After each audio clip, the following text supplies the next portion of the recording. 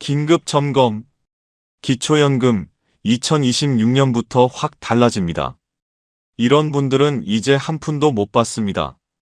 정부에서 주는 돈이라고 해서 65세만 넘으면 누구나 다 받는 줄 아셨죠? 천만의 말씀입니다. 내 통장에 찍힌 이 기록 하나 때문에 매달 30만 원 넘게 받던 돈이 내년부터 단 한 푼도 안 나올 수 있습니다. 1년이면 수백만 원, 10년이면 수천만 원이 되는 돈인데 사소한 실수 하나 때문에 내 노후 자금이 완전히 끊겨버릴 수도 있다는 겁니다. 더 억울한 건 뭔지 아십니까?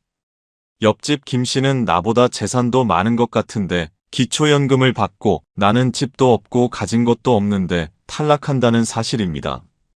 도대체 내가 뭘 잘못했길래 그럴까요? 자녀 결혼시킨다고 전세 보증금 잠깐 내 통장으로 받았다가 보내준 적 있으신가요? 혹은 병원비 때문에 오래된 보험 하나 깼는데 그 돈이 통장에 찍힌 적 있으신가요? 자식 사업 잠깐 도와준다고 4명의 통장을 빌려줘서 큰 돈이 오가게 두셨습니까?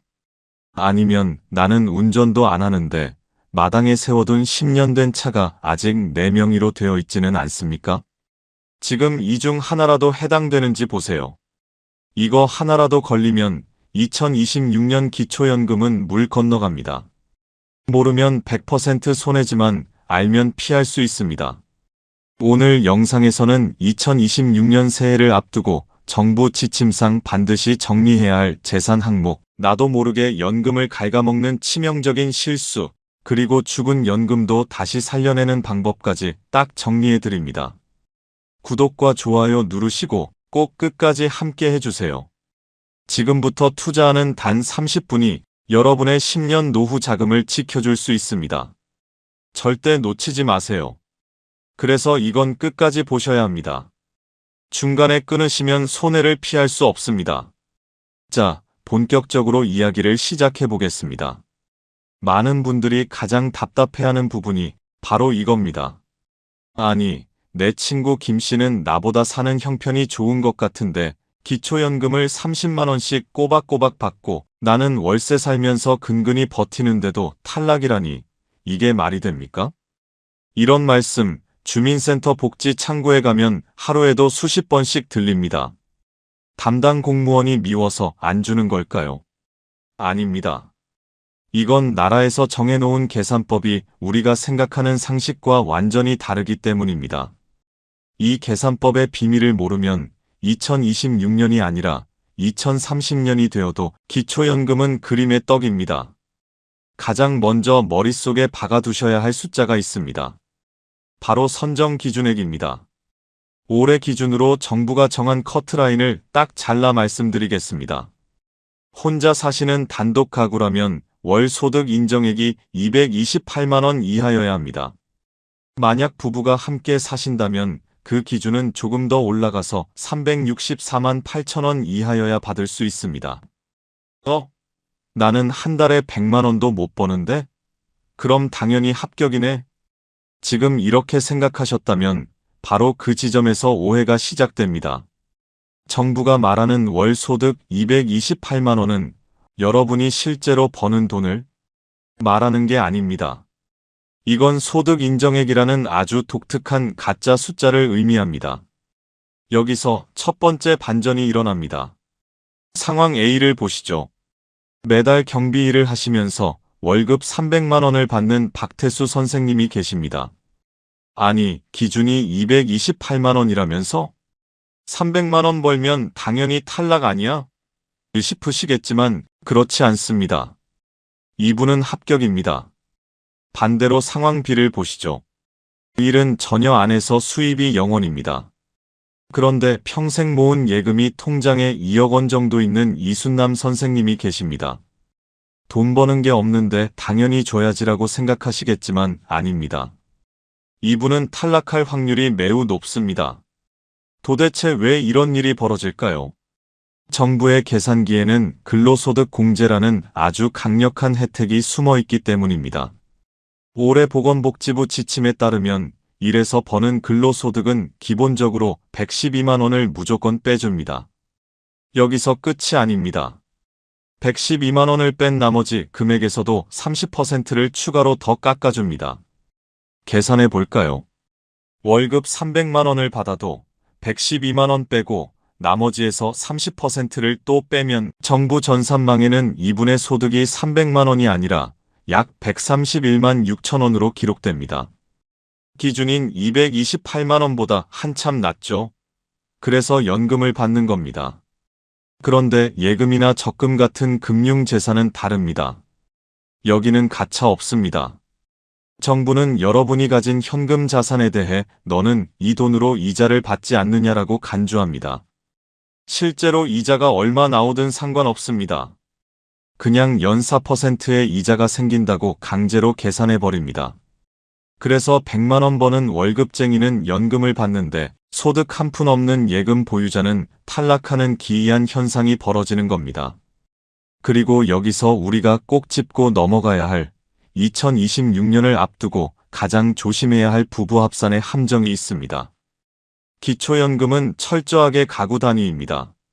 남편은 돈이 없는데 아내가 가게세로 월 50만 원을 받는다거나 아내는 돈이 없는데 남편이 경비 일을 해서 월급을 받는 경우가 있겠죠. 이 경우 나는 돈 없으니까 내 몫은 주시오라는 논리는 성립되지 않습니다. 부부의 소득과 재산을 몽땅 합쳐서 계산합니다. 그래서 내가 아무리 가난해도 배우자의 통장에 묶인 돈이나 배우자의 월급 때문에 우리 집 전체가 탈락하는 결과가 나옵니다. 정리해 볼까요? 지금 열심히 몸 써서 일하고 계셔서 월급이 통장에 찍히는 분들, 오히려 안전합니다. 근로소득 공제 덕분에 커트라인 안에 들어올 확률이 높습니다. 하지만 나는 늙어서 일 못해. 그냥 집 팔고 논 팔아서 통장에 넣어둔 돈 갉아먹고 살아. 하시는 분들, 가장 위험합니다. 그 통장의 잔고가 정부 눈에는 매달 솟아나는 소득으로 보이기 때문입니다. 일에서 버는 300만 원은 눈 감아주지만 통장에 잠자고 있는 1억 원은 눈에 불을 켜고 찾아내는 것. 이것이 바로 기초연금 계산의 냉혹한 현실입니다. 그렇다면 내 통장에 들어있는 이 돈들이 구체적으로 어떻게 내 연금을 갉아먹고 있었을까요? 특히 우리가 실수로 저지른 금융 거래들이 어떻게 발목을 잡는지 그 10가지 실수를 낱낱이 파헤쳐 보겠습니다. 자, 앞서 우리는 정부가 근로소득에는 관대하지만 재산에는 얼마나 엄격한 잣대를 들이대는지 확인했습니다. 그렇다면 이제부터는 훨씬 더 구체적이고 피부에 와닿는 이야기를 해보겠습니다. 많은 분들이 탈락 통보를 받고 나서야 땅을 치고 후회하십니다. 내가 도대체 무슨 짓을 한 거지? 하고 말이죠. 그런데 놀랍게도 그 짓이라는 게 범죄를 저지르거나 투기를 한 게 아닙니다. 우리가 살면서 너무나 당연하게 가족이니까 혹은 귀찮아서 했던 행동들이 결정적인 패착이 되는 경우가 대부분입니다. 지금부터 말씀드릴 10가지 사례는 보건복지부 사례집의 단골로 등장하는 이른바 기초연금 탈락의 지름길들입니다. 나는 과연 이 지뢰밭을 무사히 피해가고 있는지 하나씩 점검해 보시기 바랍니다. 가장 먼저 가족끼리 돈을 주고받는 문제입니다. 이건 정말 흔한 일인데요. 서울에 사는 김순애 할머니 이야기입니다. 아들이 이번에 전셋집을 옮기는데 잠시 날짜가 안 맞아서 전세 보증금 1억 원을 딱 일주일만 엄마 통장에 넣어두자고 했습니다. 김순애 할머니는 아들 믿고 통장을 빌려줬죠. 일주일 뒤에 아들은 돈을 다시 빼갔고요. 그런데 어떻게 됐을까요?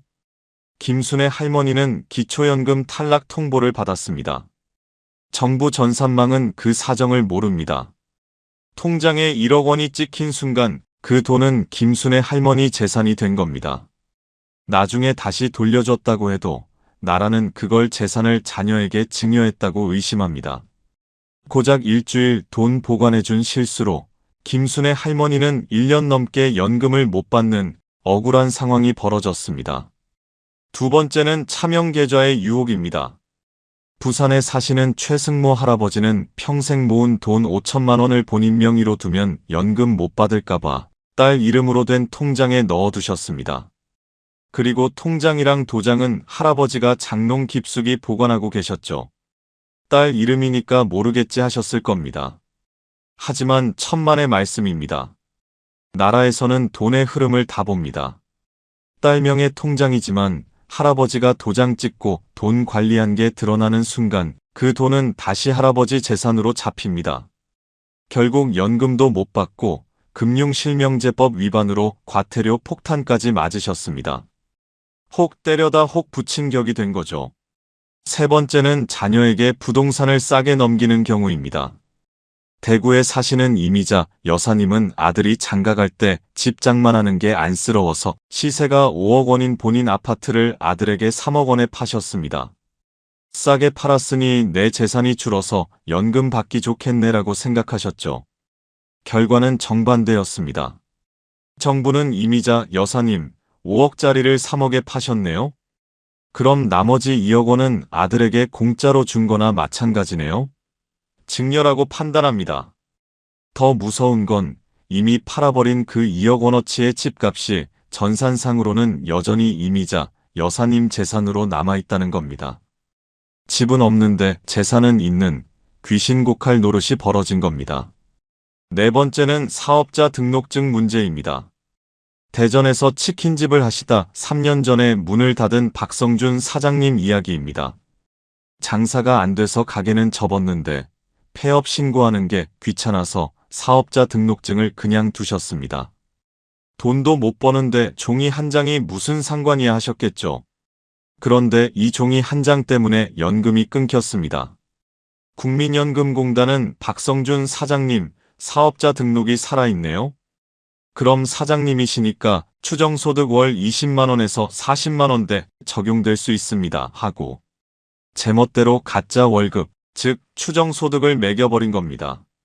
실제로는 10원 한 장 못 버는데 서류상 부자 사장님이 되어 탈락하셨습니다. 다섯 번째는 자동차입니다. 이 부분에서 정말 많은 분들이 피눈물을 흘리십니다. 강원도에 사시는 정만수 할아버지 이야기인데요. 정만수 할아버지는 평생 고생한 나를 위해 큰맘 먹고 4,500만 원짜리 고급 중고차를 한 대 뽑으셨습니다. 집도 전세고 다른 재산도 없으니 연금 받는 데는 문제 없겠지 생각하셨죠. 결과는 대참사였습니다. 올해 기준 차량 가액이 4천만 원을 넘어가면 그 차는 더 이상 자동차가 아닙니다. 굴러다니는 월급 통장입니다. 정부는 이 차 가격 100%를 월 소득으로 잡습니다. 즉 정만수 할아버지는 매달 4,500만 원을 버는 고소득자로 둔갑해버린 겁니다. 당연히 연금은 영원 한 푼도 못 받게 되셨습니다. 여섯 번째는 보험해약의 배신입니다. 광주에 사시는 윤정순 할머니는 무릎 수술비가 급해서 20년 부은 저축보험을 깼습니다. 해약 환급금으로 3천만 원을 받으셨죠. 그 돈으로 수술비 내고 한숨 돌리나 했는데 다음 달에 바로 기초연금 정지 문자가 날아왔습니다. 나라에서는 보험을 깨서 받은 목돈을 갑자기 생긴 소득으로 봅니다. 쓰려고 찾은 돈인데 그 돈 때문에 소득이 확 늘어난 걸로 계산돼서 매달 나오던 30만 원이 끊기는 악순환이 시작된 겁니다. 일곱 번째는 자녀 통장 관리의 함정입니다. 이건 차명 계좌랑은 좀 다른데요. 인천 사시는 강순덕 할머니는 아들이 미국에 나가 살고 있습니다. 그래서 아들 명의의 한국 통장을 할머니가 대신 관리해주고 계셨죠. 그 통장에서 할머니 공과금도 내고 쌀값도 내고 하셨습니다. 세무당국과 복지당국은 아들 통장인데 할머니가 생활비로 쓰시네. 그럼 이 돈은 사실상 강순덕 할머니 돈이네라고 간주합니다. 아들이 보내준 생활비 통장이라도 강순덕 할머니가 마음대로 입출금하고 쓰시면 그 잔고 전체가 강순덕 할머니 재산으로 잡혀버릴 수 있습니다. 여덟 번째는 숨겨둔 월세 소득입니다. 경기도에 작은 빌라 하나 갖고 계신 조상태 할아버지 이야기입니다. 방 한 칸을 월세 30만 원에 세를 놓으셨는데 세금 내기 싫어서 신고를 안 하셨습니다. 세입자랑 말 맞췄으니까 모르겠지 하셨죠. 그런데 세입자가 연말정산 받겠다고 국세청에 월세세액 공제 신청을 해버린 겁니다. 그 순간 조상태 할아버지의 숨겨둔 월세 소득이 전산에 딱 떴습니다. 당연히 기초연금공단에서도 알게 되었고 소득이 늘어난 만큼 연금은 바로 깎여버렸습니다. 아홉 번째, 가장 뼈아픈 실수는 5년의 기억입니다. 충청도에 사시는 김미숙 할머니가 억울해하시는 사연입니다. 김미숙 할머니는 3년 전에 시골 땅을 팔아 1억 원을 받으셨습니다. 그 돈으로 빚 갚고 손주들 용돈 주고 생활비로 다 쓰셔서 지금은 빈털터리시죠. 그래서 당당하게 연금을 신청했습니다. 그런데 탈락했습니다. 왜일까요? 김미숙 할머니가 빚을 갚았다는 증거를 내지 못했기 때문입니다. 정부는 묻습니다. 김미숙 할머니 3년 전 그 1억 원 어디 갔습니까? 영수증이나 통장 기록이 없으면 나라는 그 돈이 여전히 할머니 장롱 속에 현금으로 숨겨져 있다고 봅니다. 이미 다 쓰고 없는 돈인데 전산상으로는 1억 원을 가진 부자가 되어 있는 겁니다. 마지막 10번째, 이건 정말 상상도 못한 실수일 겁니다. 바로 자녀의 비싼 집에 공짜로 산 죄입니다. 서울 강남에 사는 아들이 성공해서 어머니를 본인의 20억짜리 아파트로 모셨습니다. 어머니는 본인 집도 없고 소득도 없으니 나는 당연히 기초연금 받겠지 생각하셨죠. 그런데 결과는 탈락이었습니다. 어머니가 깜짝 놀라 물었죠. 아니, 나는 얹혀 사는 식객일 뿐인데 왜 돈이 있다고 합니까? 하지만 답변은 이렇습니다. 어머니, 20억짜리 집에 월세도 안 내고 사시잖아요. 어머니는 그 돈을 아끼고 계시니 매달 130만 원 상당의 가짜 소득이 잡히는 겁니다. 이걸 어려운 말로 무료임차 소득이라고 합니다. 자녀 집이 시가 표준액 6억 원이 넘어가면 부모님이 돈을 한 푼도 안 벌어도 그 집에 산다는 이유만으로 가짜 소득이 잡힙니다. 효도 받으려다가 연금 날아가는 기막힌 상황, 비싼 집에 사신다면 꼭 체크하셔야 합니다. 자, 듣다 보니 가슴이 철렁하신가요? 아이고, 저거 완전 내 이야기인데 큰일 났네 걱정되시나요? 하지만 너무 낙담하실 필요는 없습니다. 정부의 계산법이 까다로운 만큼 그 틈새를 파고드는 합법적인 준비 방법도 분명히 존재하기 때문입니다. 이렇게 얽히고 설킨 내 재산 상황 속에서 어떻게 해야 현명하게 구조를 변경하고 다시 기초연금을 받을 수 있는지 그 구체적인 5가지 준비 전략을 알려드리겠습니다. 계속 끝까지 함께 하셔야 손해를 줄이고 여러분의 노후 자산을 지킬 수 있습니다. 앞서 제가 말씀드린 실수들을 듣고 나니 아이고, 나는 이미 늦었나? 하고 가슴이 철렁 내려앉은 분들 계실 겁니다. 하지만 걱정 마세요. 꼬인 실타래도 푸는 방법이 있습니다. 지금부터 말씀드릴 5가지만 잘 챙기시면 꽉 막혔던 기초연금 길도 뻥 뚫릴 수 있습니다.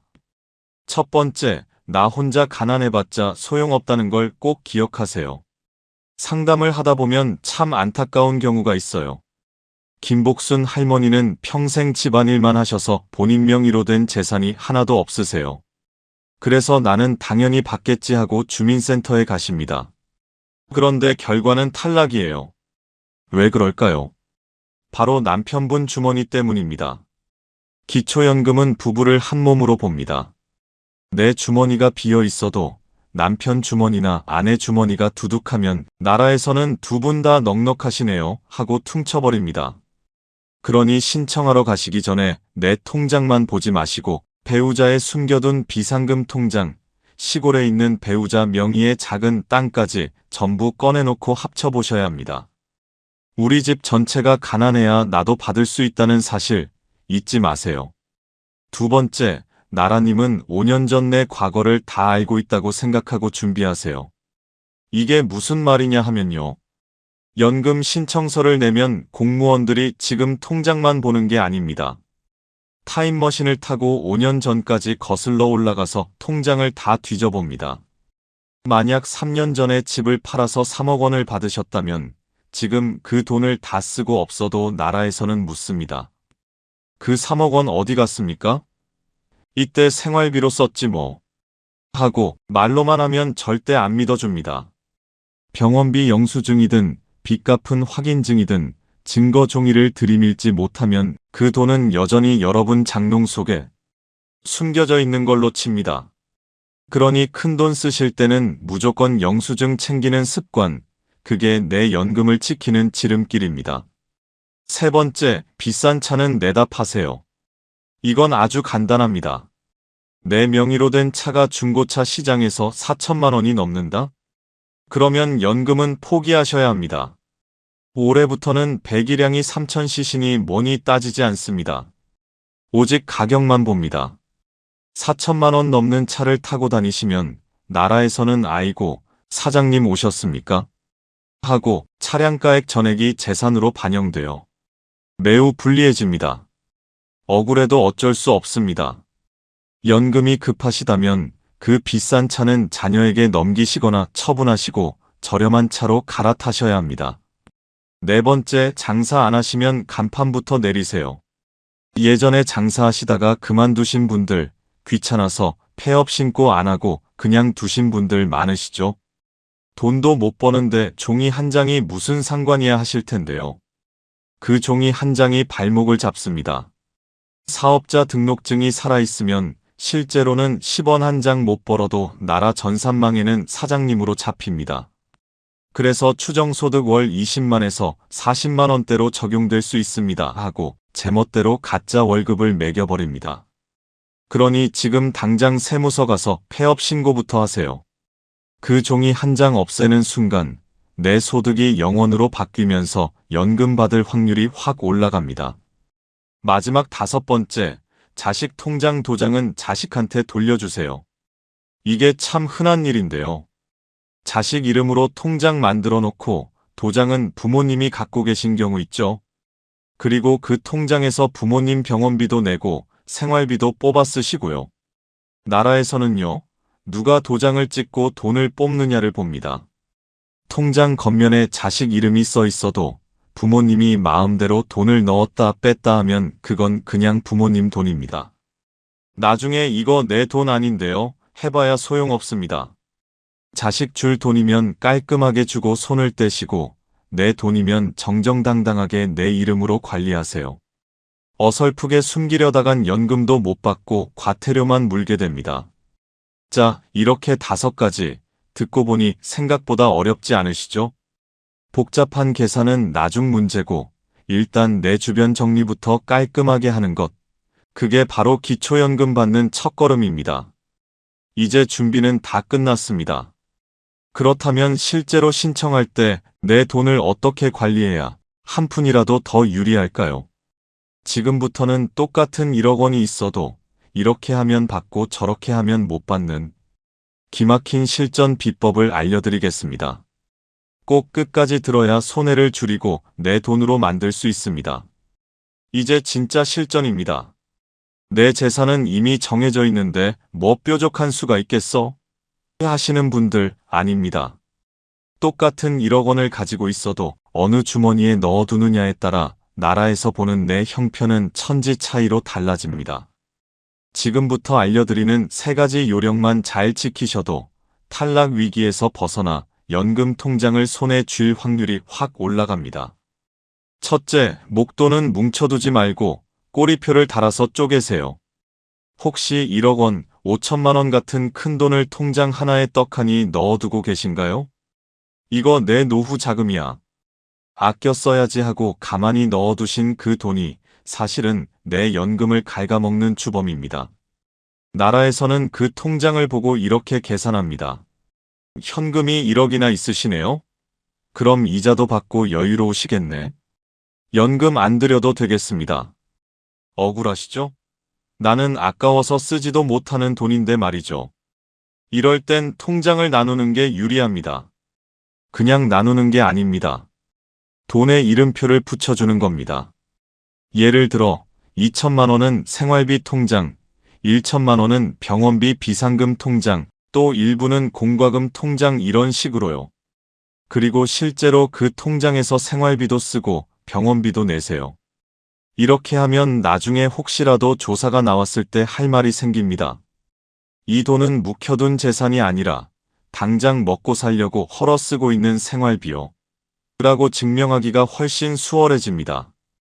단순히 저축해둔 돈이 아니라 살기 위해 흘러가고 있는 돈이라는 걸 보여주는 게 핵심입니다. 둘째, 전세 보증금이 너무 크다면 반전세나 월세를 고민해 보세요. 아니, 다들 월세 내기 싫어서 전세 사는데 무슨 소리야? 하실 텐데요. 기초연금 받을 때는 이야기가 완전히 다릅니다. 예를 들어 전세금 3억 원짜리 집에 사신다고 해볼게요. 내 집은 아니지만 나라는 그 3억 원을 여러분의 재산으로 잡습니다. 그리고 3억이나 묶어둘 정도면 부자시네하고 소득을 높게 잡아버립니다. 그런데 만약 보증금을 5천만 원으로 낮추고 나머지는 월세로 돌리면 어떻게 될까요? 내 재산으로 잡히던 3억 원이 5천만 원으로 확 줄어듭니다. 물론 매달 월세 나가는 게 아깝죠. 하지만 계산기를 두드려 보세요. 줄어든 보증금 덕분에 기초연금 34만 원을 받을 수 있게 된다면, 그리고 보증금 뺀 목돈으로 빚을 갚거나 생활비로 써서 재산을 더 줄인다면, 오히려 월세 내는 것보다 연금 받는 게 이득인 경우가 꽤 많습니다. 셋째, 내 생각으로 판단하지 말고 일단 신청서부터 내세요. 이게 오늘 드리는 말씀 중에 제일 중요합니다. 많은 분들이 지레짐작으로 포기하십니다. 아유, 우리 영감연금 나오는데 되겠어? 집이 한 채 있는데 안 되겠지. 그런데 그거 아세요? 작년에 떨어진 분들 중에 올해 다시 신청해서 붙는 분들이 정말 많습니다. 왜냐? 해마다 선정 기준 금액이 오르거든요. 작년에는 1만 원 차이로 떨어졌어도 올해는 기준이 올라서 합격할 수 있습니다. 그리고 공무원들이 알아서 여러분, 올해는 되십니다 하고 연락해주지 않습니다. 직접 가서 신청 안 하면 나라는 절대 돈을 주지 않습니다. 동네 주민센터 가시는 게 부끄러우시면 국민연금공단 지사로 가셔도 됩니다. 거긴 주소지 상관없이 아무데나 가도 받아줍니다. 믿져야 본전 아닙니까? 신청해서 되면 매달 34만 원 버는 거고, 안 되면 내가 이래서 안 되는구나 하고 정확한 이유라도 알 수 있으니 속이라도 시원하죠.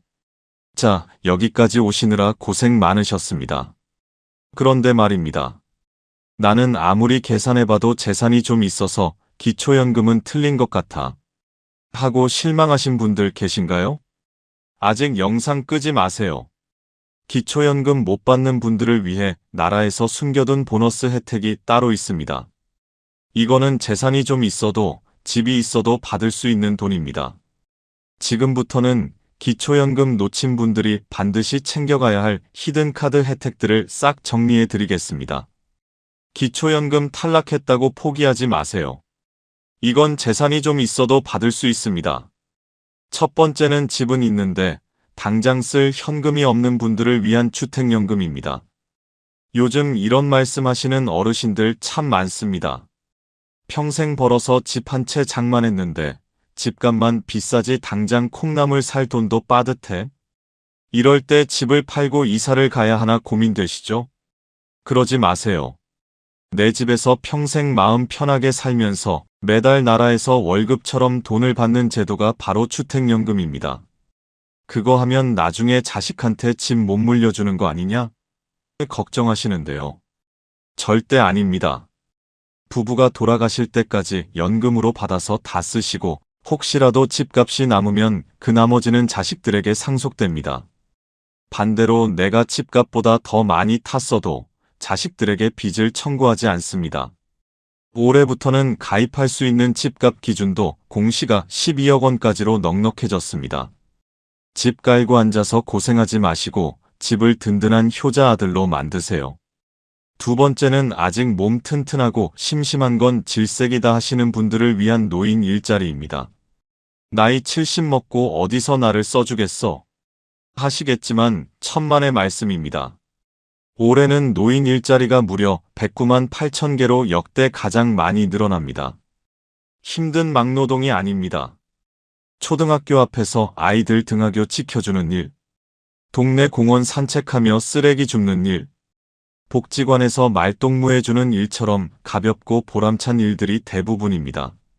하루에 서너 시간, 슬슬 운동 삼아 나갔다 오시면 한 달에 29만 원에서 많게는 70만 원 넘게 통장에 꽂힙니다. 돈도 돈이지만 집에만 계시면 몸도 마음도 처지잖아요. 나가서 사람들도 만나고 건강도 챙기는데 돈까지 주니 이거야말로 일석삼조입니다. 동네 주민센터나 복지관에 가서 나도 일하고 싶소 하고 한마디만 하시면 됩니다.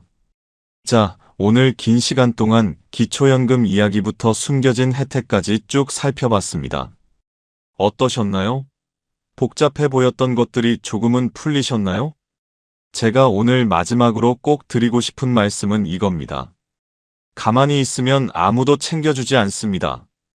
여러분들 평생 가족들 먹여 살리느라, 자식들 뒷바라지하느라 정작 본인 챙기는 건 미루고 사셨잖아요.